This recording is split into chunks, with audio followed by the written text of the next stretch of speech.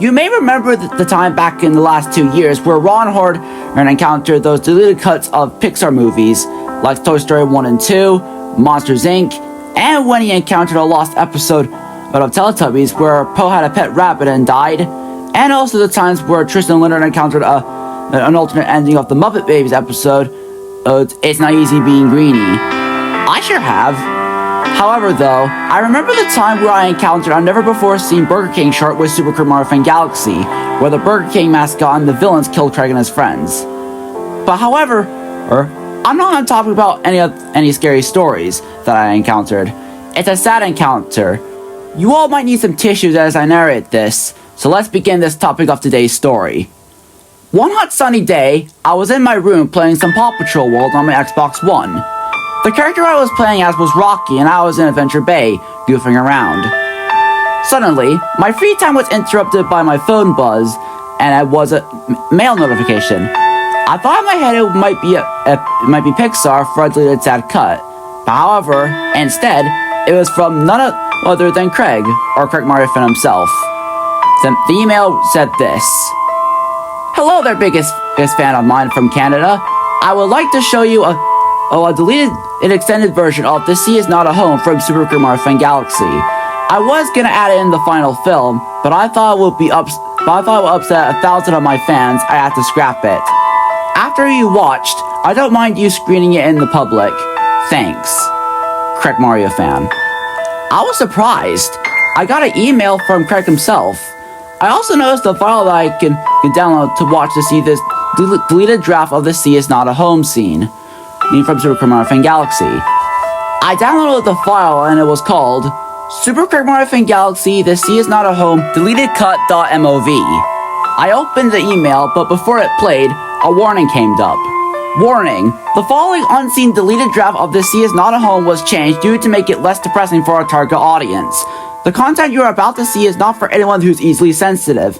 To those that are, click off or get some tissues. But without further to-do, let's have fun with Craig and his friends in the galaxy. I got a bad feeling about this, I said to myself, and oh man, I witnessed a heartbreaking sight.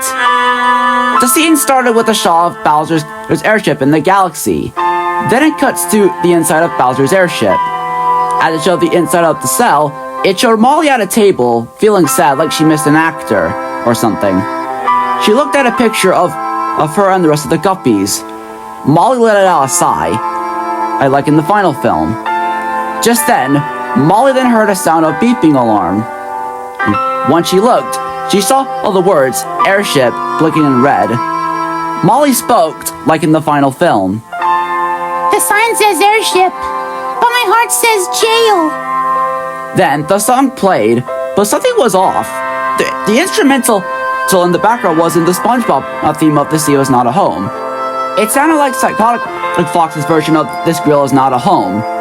But instead of the song being 1 minute and 13 seconds long, it was somehow 2 minutes and 21 seconds long. I got confused and concerned, but I continued on. The song and scene continued as normal as Molly and Gil were singing the song. However, when it got to the 1 minute and 9 seconds mark, it cuts to various flashbacks of what Molly and Gil did during the Bubble Guppy series. Like when they went to school together, playing with the other Guppies, taking care of Bubble Puppy, going on field trips like when they formed a ballet, with the others, going to the dentist, taking Gil to the haircuts, going to the hospital to visit Avi, and more. When I got to the 1 minute and 35 seconds mark, Molly and Gil sang the last part of the song as it was normal. After when the song ended, and as it cuts back to Molly still in the airship, she collapsed onto the floor and began crying, like what SpongeBob did in the This Grill Is Not a Home song. However though, instead of cutting to Paxton, Mavis, Horace Snarky, and 505 watching her crying while they were in the dark, it stayed the same shot of Molly crying in her cell. However though, the sounds of Molly's crying sounded rather real and realistically. Her crying was too real, like if her actual actor was in tears. Just then, Molly lifted her head up, and once she did, realistic tears could be seen streaming down her face. I got surprised. Craig never used realistic tears in his movies before. I can't believe this. I can't believe I watched all my friends as my boyfriend blast away into the galaxy. If I hadn't stayed with them, none of this would never have happened. I guess I'll never see Gilly ever again. Molly said in a depressing tone. She lifted her head back down and continued crying in a realistic way. Just then, the final shot from the movie appeared, with Paxton, Mavis, Horace Narkey, and 505 watching in the dark, stunned and sad seeing Molly crying, with Paxton saying, like was heard in the final film, "Oh God, how horrible!" After when Paxton said his line, it fades to black, ending the video. I was stunned and my heart warmed after seeing that deleted draft. I even cried softly. It wasn't that loud, but it was quite sounding for me. I then made my choice. I made a link to Google Files so everyone could see this deleted draft. After when I made the link to the Google file, I then sent it to a few friends in my Discord, and they were stunned as well as I was.